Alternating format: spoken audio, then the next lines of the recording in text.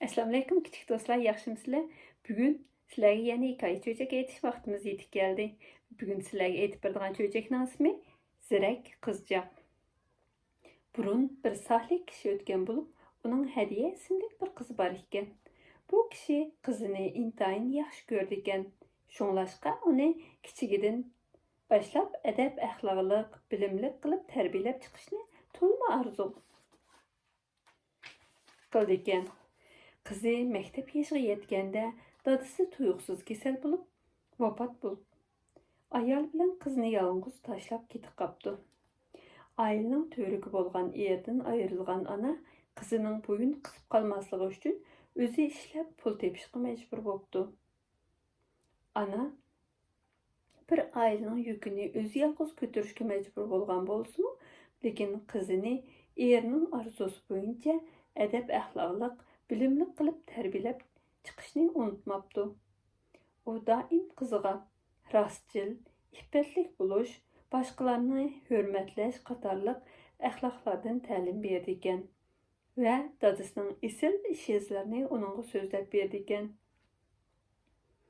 Ona bola ikkalan o'z kuchiga tayanib yashaydi ekan. Boshqalarning xayr-esanlarini tama qilmaydi ekan. Shu sababdan mahallik kishilar ularni nəhayət hürmət qildi ekan. Qizdan 6 yoshga to'shqanda anasi uni maktabga beribdi.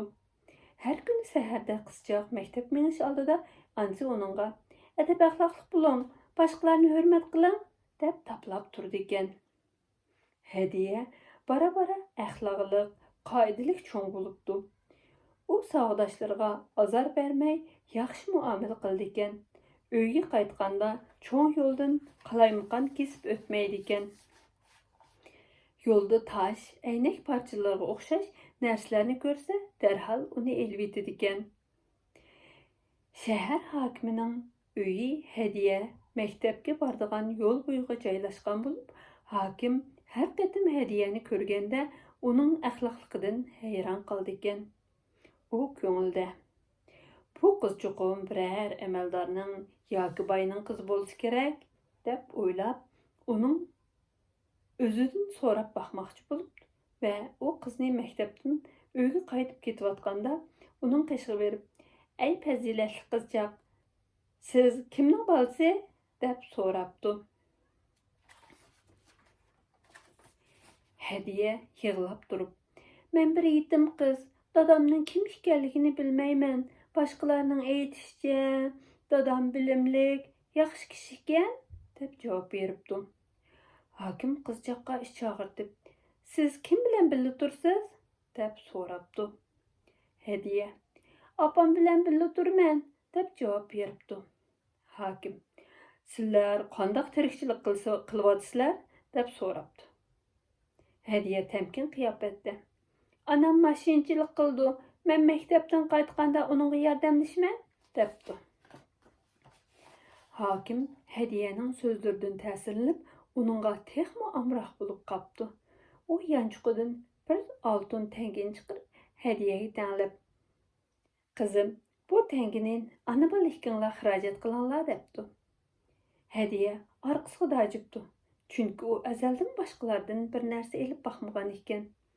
U hokimga, "Apam boshqalarning narsasini elishib bo'lmaydi" deganti debdi.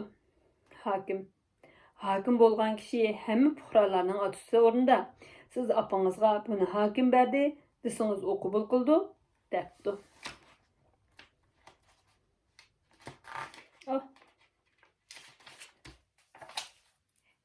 Hadiya sabiylarcha chuchuk til bilan mundaq debdi. "Apam mening rost so'zlaganligimga qanday ishonsin?